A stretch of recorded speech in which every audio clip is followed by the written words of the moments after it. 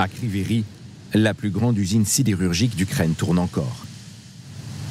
Si les Russes n'ont pas pu entrer dans cette ville au début de l'invasion, c'est grâce aux bons réflexes du maire, du moins d'après son adjoint, qui ne tarit pas d'éloges. Il a décidé de bloquer l'aéroport avec des véhicules industriels. Si au deuxième jour de la guerre, les Russes avaient pu faire atterrir leurs soldats et prendre le stratégique de Kryvyi, cela aurait radicalement changé le déroulement de la guerre. Chaque jour, depuis un lieu tenu secret, Oleksandr Vilkoul s'adresse à son peuple et dénonce les Russes. Ces orques seront maudits pour avoir tué une femme à Zagradovka. Une de leurs roquettes a touché une simple maison familiale. Croyons en nos forces armées. Et que la nuit soit calme, chers compatriotes. Gloire à l'Ukraine.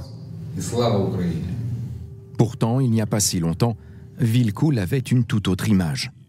Vice-premier ministre sous Viktor Yanukovych, le président pro-russe chassé en 2014, il a ensuite pris la tête du bloc d'opposition. Des héritiers politiques de Yanukovych très critiques envers les nationalistes ukrainiens. Disons que tout le monde fait des erreurs, tout le monde. Mais l'heure n'est pas à la politique. Nos seuls différends avec les nationalistes aujourd'hui portent sur la meilleure manière de combattre les Russes.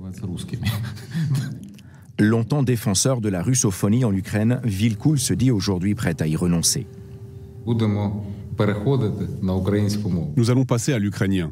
Mais pour le moment, on emploie juste la langue la plus commode et la plus efficace. Sincère ou opportuniste, le virage politique d'Oleksandr Vilkoul reflète des changements dans l'opinion locale. Et quel sentiment peut-on bien avoir envers les Russes s'ils viennent ici pour nous attaquer avec leurs armes? Négatif, bien sûr. Et les coupables, ce ne sont pas uniquement les soldats qui sont venus tuer des civils, ce sont tous les gens là-bas qui soutiennent.